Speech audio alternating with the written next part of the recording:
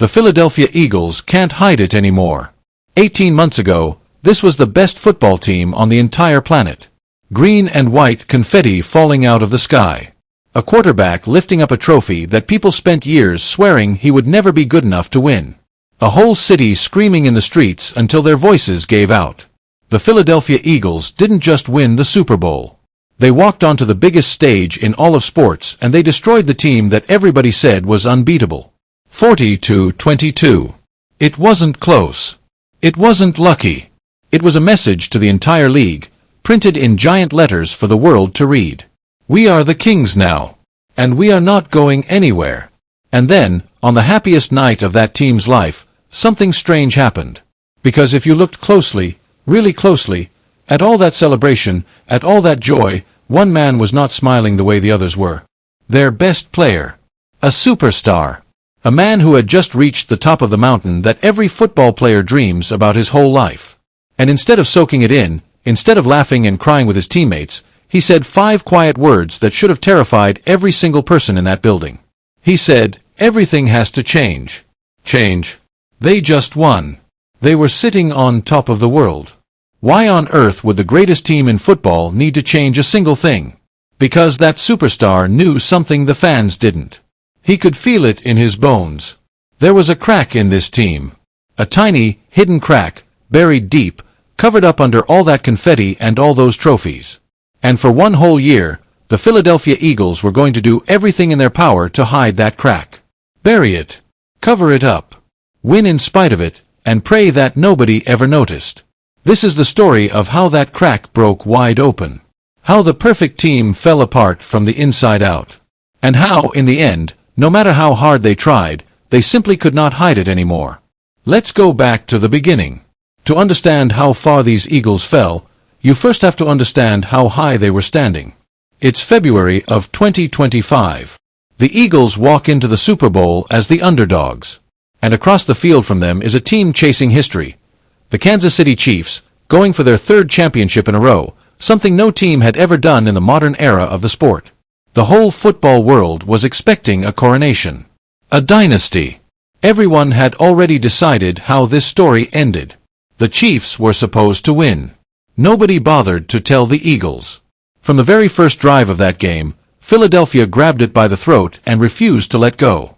Their defense hunted the greatest quarterback of a generation like a pack of wolves, chasing him down, throwing him to the ground, again and again and again, until the man looked human for the first time in years.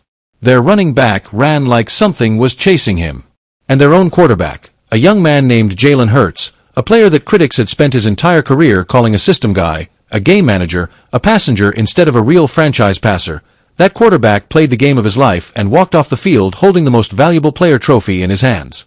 Think about how big that moment was. The team chasing immortality got humiliated in front of the whole world. And the Eagles? They didn't look like a team that just got lucky and needed to enjoy it while it lasted. They looked like a team that could do this for the next 10 years. Young stars all over the roster. A brilliant, frightening defense. A running back right in the prime of his life. And a quarterback who had just silenced every doubter on planet Earth. And speaking of that running back, you need to understand just how special that whole season had been. Because the man carrying the ball for Philadelphia, Saquon Barkley, had just done something almost nobody in the history of football has ever done. In a single season, he ran for over 2,000 yards. 2,000. That's a number so rare that you can count the players who've reached it on your fingers. He was a runaway freight train. Unstoppable. A one-man wrecking ball. So put it all together. A dominant defense. A historic 2,000-yard running back. A Super Bowl MVP at quarterback. A city on fire with love for its team. This was not a fluke. This was a machine built to last. Which is exactly why, when their star receiver stood in the middle of all that glory and said everything has to change, it made absolutely no sense. Unless he was right. His name is A.J. Brown. And you need to know exactly who this man is, because he is standing right at the center of everything that is about to go wrong. A.J. Brown is not just a good receiver. In his own mind, and honestly, in the minds of a lot of people who watch football closely, he is the single best receiver alive. Big, fast, physical, impossible to cover one-on-one. He is the kind of weapon who can take an ordinary offense and turn it into a total nightmare for the other team. When you throw A.J. Brown the football, good things happen. Everybody in the sport knows this. It is not a secret. But here is the problem with owning a weapon like that. A weapon only works if you actually use it. And even during that magical championship season, even while they were busy winning it all, A.J. Brown was quietly starving. There were entire games where he'd barely get the ball thrown his way. Games where he'd stand out on that field, wide open, waving his arms, watching the play go somewhere else, anywhere else, while he got ignored. He kept most of that frustration hidden while the team was winning, because winning covers up everything. When you win, nobody asks questions. But A.J. could see a pattern beginning to form. And it scared him, because he had lived through this exact pattern before. That is why, on the night they won the Super Bowl, he wasn't celebrating a happy ending. He was standing there trying to warn everybody about a dangerous beginning. So remember that phrase. Everything has to change. Burn it into your memory. Because we are going to come back to it more than once. A.J. Brown was about to spend an entire year being the most frustrated man on a championship football team, and being painfully, undeniably right about everything. But before we get to his frustration, the first domino had to fall. And almost nobody thought it was a big deal at the time. In football, the quarterback throws the passes. But somebody else has to design the plays. That person is called the offensive coordinator, and he is the brain of the entire offense. He is the play caller. On every single snap, he is the one who decides what the team is going to try to do. A great coordinator can make an average group of players look absolutely brilliant. And a bad one can make a room full of superstars look slow, confused, and lost. The Eagles coordinator during that championship year was a man named Kellen Moore. And he was good. Really good. His plays were creative, unpredictable, hard to defend, and they helped turn Philadelphia into a machine. So of course, the very second that confetti hit the ground, another team came knocking and hired Kellen Moore away to be their head coach somewhere else. Now, that's normal. That's just how football works. You win big, and the rest of the league comes and steals your best coaches. Nothing shocking there. But here is the part one need you to lean in for. This was not the first time this had happened to the Eagles. It wasn't the second time either. Jalen Hurts, their quarterback, had already gone through play caller after play caller, year after year after year. One left to become a head coach somewhere else.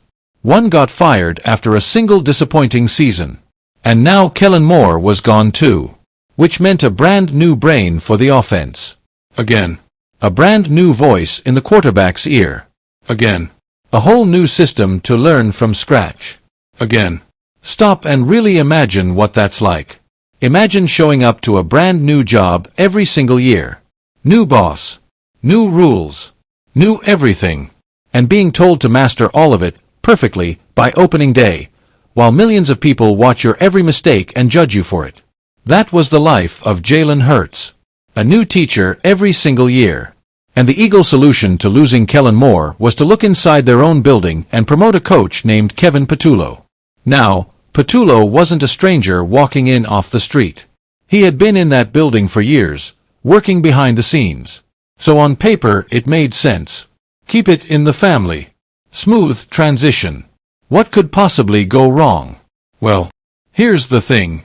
The Eagles had actually tried this exact move before.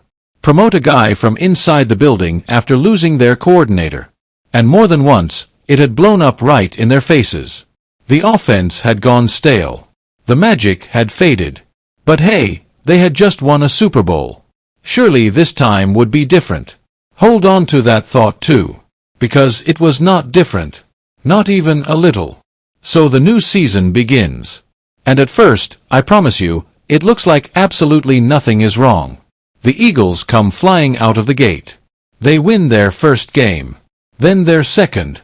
Then their third and fourth. Before anyone can blink, they've won 8 of their first 10 games. They're sitting at the very top of their division. They're one of the best teams in the entire league by record. From the outside, the machine is still humming along beautifully. The defending champions look exactly like defending champions are supposed to look. The experts on television nod their heads and smile. Same old Eagles, they say. Too much talent to ever really lose. Go ahead and pencil them in for another deep playoff run. But if you turned off the highlight shows, if you actually sat down and watched the whole games, the boring, ugly middle parts that nobody ever clips or shares, you started to notice something. Something that did not match that shiny record at all. They weren't winning like champions. They were surviving like a team hanging on by its fingernails. There was a stretch where the mighty Philadelphia Eagles beat two solid teams by a grand total of about 10 points across 2 entire games. 10 points. That's nothing. Their defense was carrying them up a hill like a big brother carrying his little brother on his back. Every single week, the same thing. That defense would slam the door shut, force turnovers, hold the other team to almost nothing.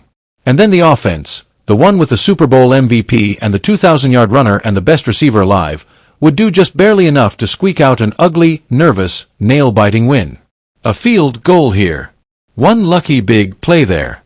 Grinding. Painful. Uncomfortable to watch. And week after week, the same face kept showing up on that sideline. Jaw clenched tight. Head shaking. Eyes staring off into the distance. A.J. Brown. Because the weapon still was not being used. There were games, real games, in the middle of a real playoff race, where the best receiver in football got thrown the ball a grand total of 3 times. 3. In an entire game. Some weeks he'd finish with barely 20 or 30 yards. Those are numbers a nobody puts up. A backup. A guy nobody's ever heard of. Not a superstar in the prime of his career. And this time, A.J. Brown stopped trying to hide how he felt. After one game, standing in front of all the cameras, he didn't smile and give the usual boring, polite answers that players always give. He was short, cold, clipped. He made it crystal clear, without ever raising his voice, that he was not okay with the way the offense was being run. And then came the messages online. Little posts. Cryptic ones. Just vague enough that he never named a single name, but just clear enough that every single person watching knew exactly what he was really saying. Now, players get frustrated all the time. That part isn't shocking. That happens on every team in the world. Here is the part that is shocking. The Philadelphia Eagles are one of the most locked down, buttoned up, secretive organizations in all of football. They do not leak. Their business stays inside the building. What happens in that locker room, stays in that locker room, full stop. That is their whole reputation. That is their culture. 4 years, you could not get a whisper out of that place. And suddenly, the secrets started pouring out anyway. The best, most connected reporters in the sport started digging around inside that building. And what they found wasn't just one unhappy receiver having a bad month. What they found was so much worse than that. They discovered that it wasn't only A.J. Brown who was upset. Multiple players on that offense were frustrated. And every single one of them was frustrated about the exact same thing. The quarterback. Now stay with me here, because this is where it gets uncomfortable. This is the crack. This is the thing they had been trying so desperately to hide ever since that confetti fell from the sky. Here is what the people inside that building were quietly saying to those reporters. When other teams played the Eagles, they figured out a trick. A very specific way to shut them down. See, in football, a defense can cover receivers in 2 basic ways. In the first way, a defender locks onto a single receiver and follows him everywhere he goes, like a shadow. That's called man coverage. In the second way, the defenders don't follow anybody.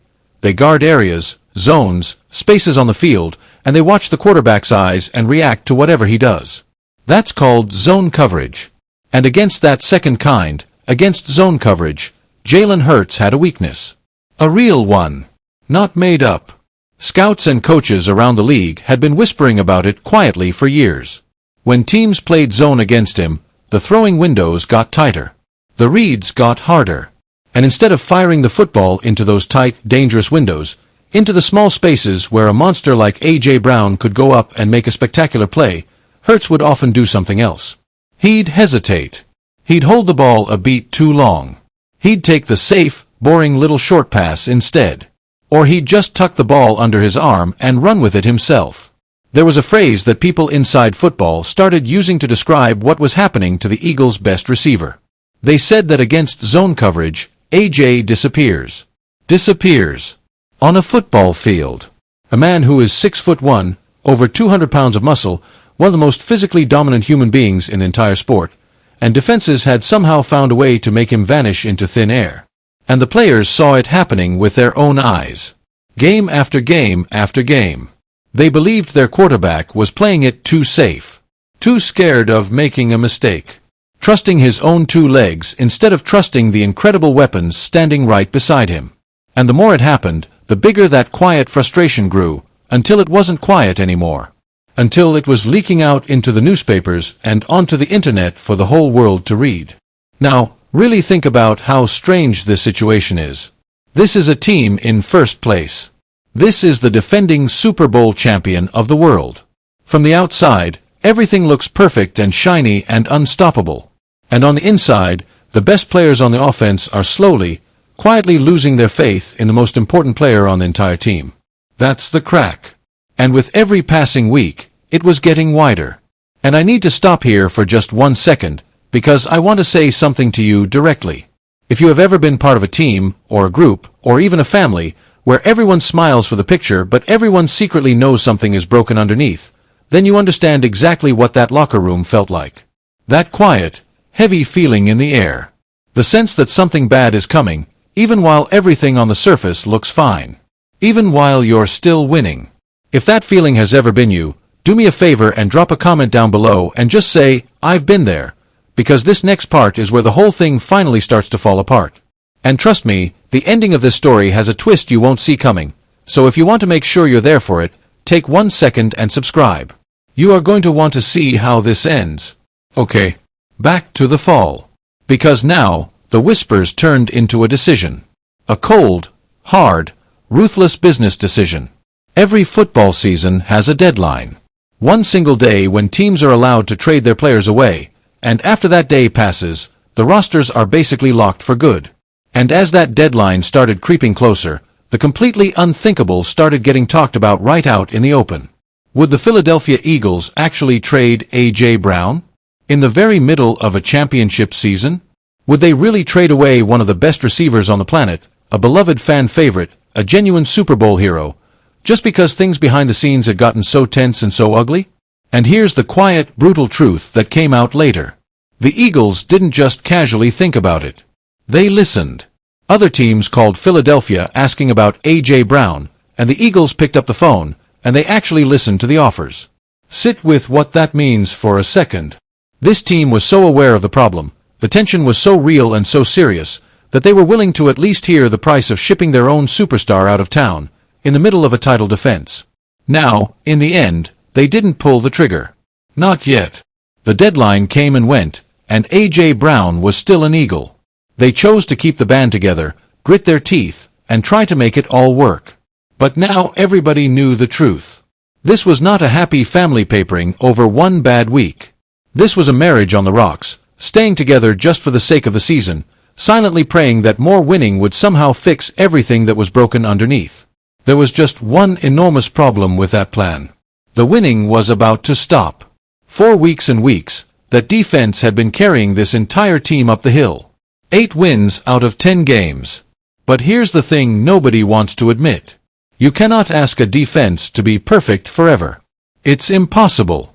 Sooner or later, on a team with a broken offense, the bill always comes due.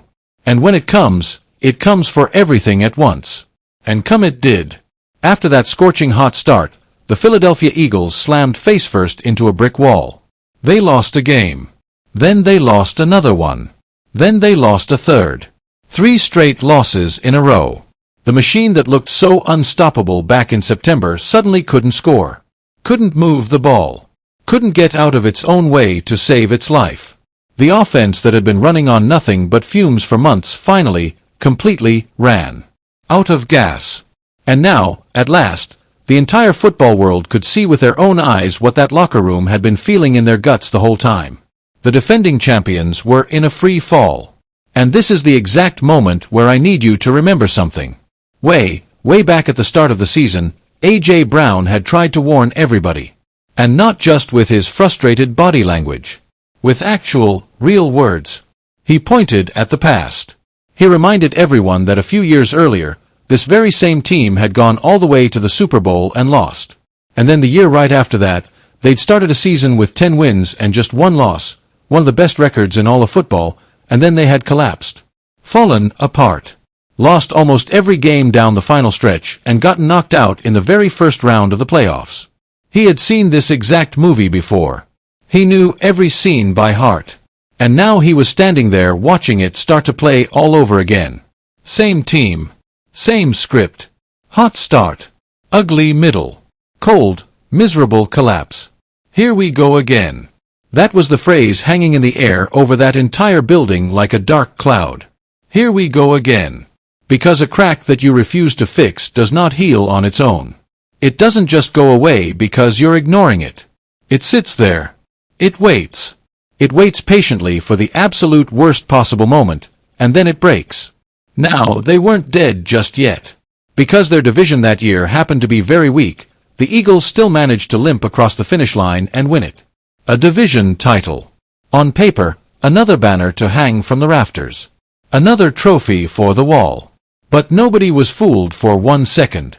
Winning a weak division while your offense is falling apart is like winning a race only because everybody else got a flat tire. Sure, it gets you into the playoffs.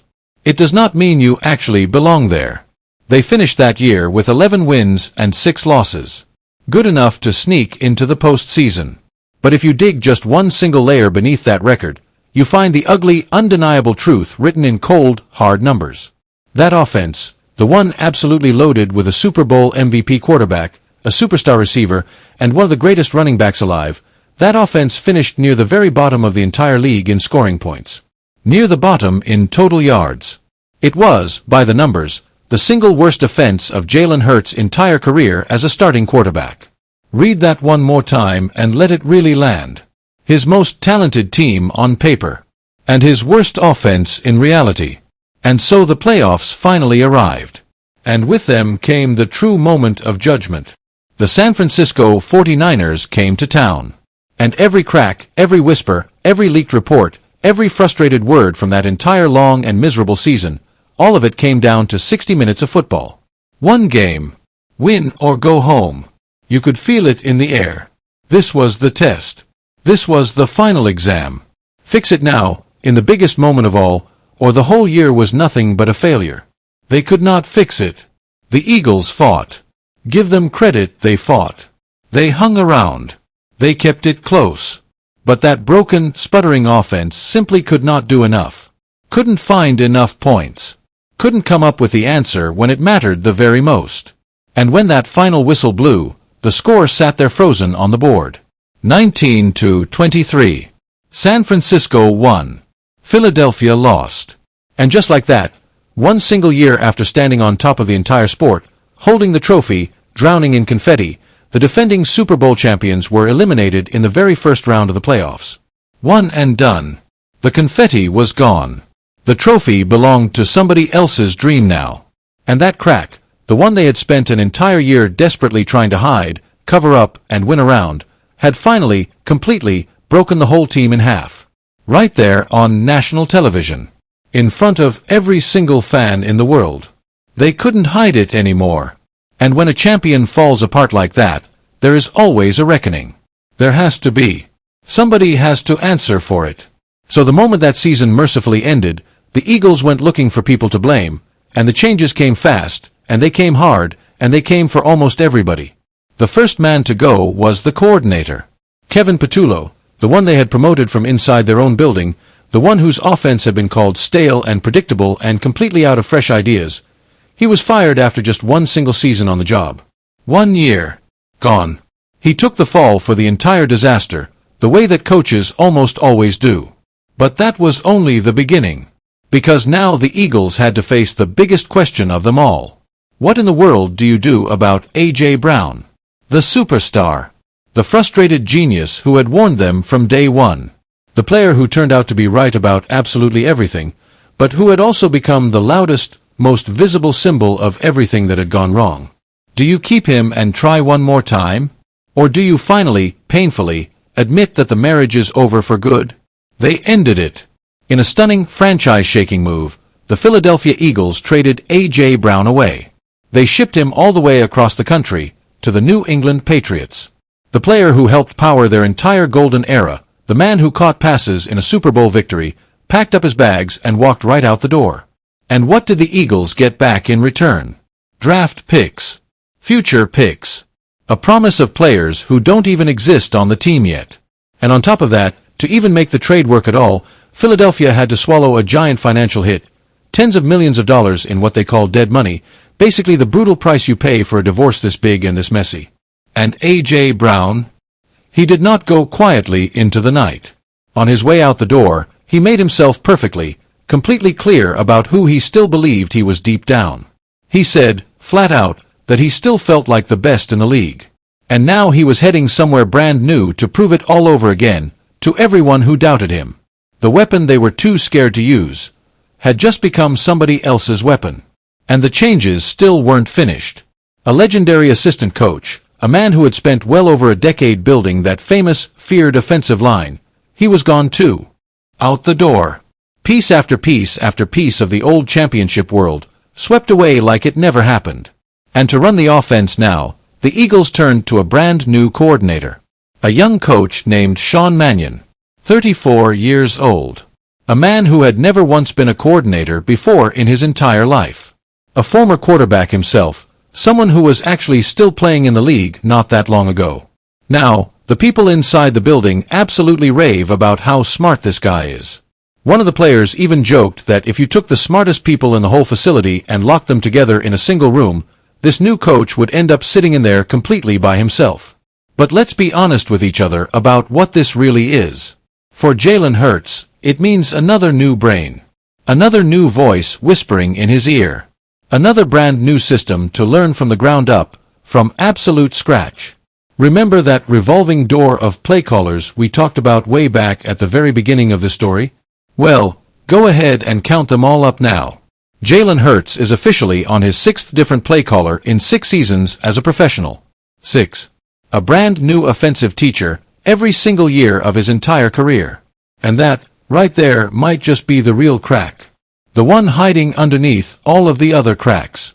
Because when you strip absolutely everything else away, the frustration, the leaks, the trade, the firings, all of it, you are left staring directly at one deeply uncomfortable question. The one question that this entire team spent a whole year refusing to ask out loud. Is the real problem the coaches they keep changing over and over?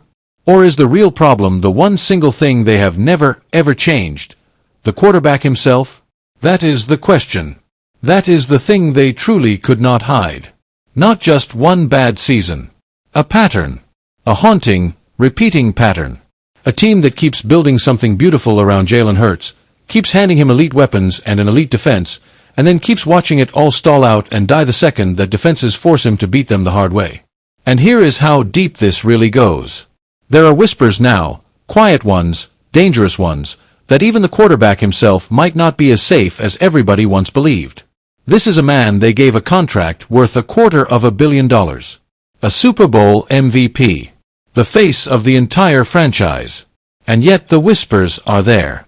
That is how far this has fallen.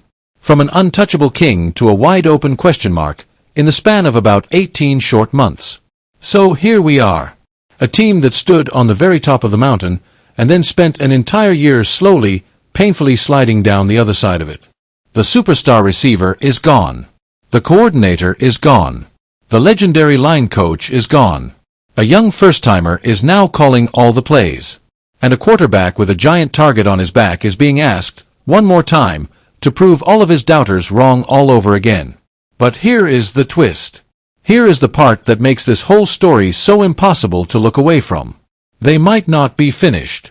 Because the pieces that made these Eagles great in the first place have not all vanished into thin air. That fearsome, punishing defense? It's still there. Still one of the very best in all of football. That 2,000-yard running back in the prime of his life? By every account, he is healthy, he is hungry, and he is looking ready to explode all over again. And there is another receiver waiting in the wings, a brilliant, silky smooth one named DeVonta Smith, ready to step out of A.J. Brown's shadow and finally become the new number one. The entire offensive line is coming back intact. The talent, believe it or not, is still very, very real. And here is the truly eerie part. The last time this exact same team hit rock bottom, the last time a season ended in complete misery and everyone in the world had counted them out for dead, they did not crumble. They did not fade away. They came roaring back the very next year, and they won the whole entire thing. The Super Bowl. So the people whose actual job is to predict football have taken one long look at this messy, dramatic, broken and then rebuilt team, and you know what they've decided? They've made the Philadelphia Eagles the favorites to win their division all over again. So which story is this really going to be? Is this the story of a great team that finally cracked for good, a champion whose secret, hidden weakness finally caught all the way up to it, a team whose very best days are already sitting in the rearview mirror, fading away forever? Or is this the story of a team that got knocked flat on its back, cleaned house from top to bottom, dumped all of its problems out the door, and is right now getting ready to rise up and shock the entire world one more time? The honest truth is, right at this very moment, nobody knows. Not the fans. Not the experts on television. Not even the players themselves, walking into that building every single morning. The only thing that anybody knows for certain is this. The thing they spent a whole long year desperately trying to hide is finally out in the open, sitting in the middle of the room for everyone to see, and now they have no choice but to face it. In front of everyone. With no confetti left to cover it up. The mask is off.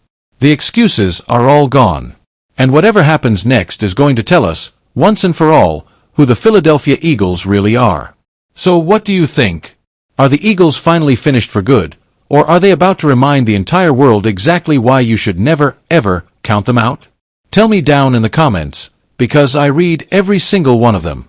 And if you want to be right here when we finally find out the answer, when this whole incredible story reaches its ending, go ahead and hit that subscribe button and stick around with me.